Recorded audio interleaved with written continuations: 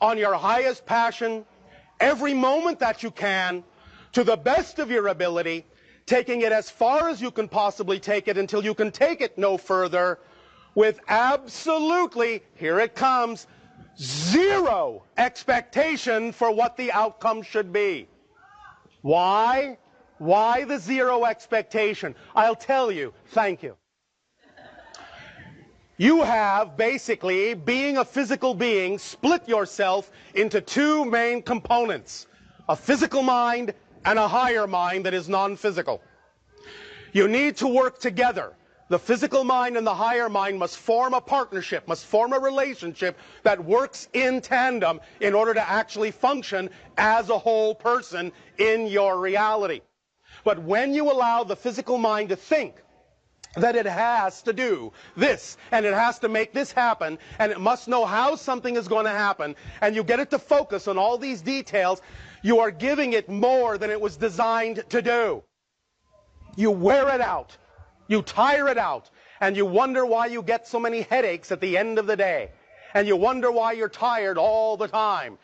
The idea is to understand that the physical mind is simply not designed to know how something is going to happen. It just isn't. The physical mind is only designed to know and to experience what is happening in the present. The higher mind knows how something is going to happen. When you allow the higher mind thus then to know that and to work with you, the higher mind will know how to bring the manifestation to the physical mind for the physical mind to experience. So here is how the idea, for example, of visualization actually works. The physical mind is capable of conjuring a visualization of your ideal preferred reality. And when you see that visualization in your mind's eye, you get very excited about that manifestation, about experiencing that reality. And the excitement is good, is exactly what you need. But the purpose of that visualization is to generate that feeling, that state of being of passion, of excitement. The purpose of the visualization is not necessarily to come into manifestation as your physical mind has envisioned it.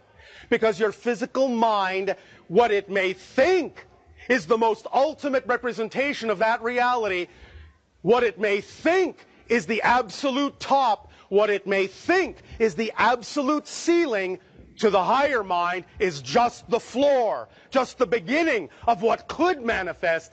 And if you simply stay in the state that the visualization generates within you and then let go of the actual imagery and hand that energy over to your higher mind will actually then bring you the manifestation that is actually representative of that passion state, even though it may look nothing like you imagined. It might, but it might not. So the idea is to use the energy state to work with the higher mind and allow the higher mind to bring you what it knows you really need that is truly representative of that energy state, so that you can be open and willing to accept that no matter what manifests, it is all part and parcel, all a representation of your joy, and never will be defined or labeled as an interruption in it or an obstacle in it or a stopping of that joy.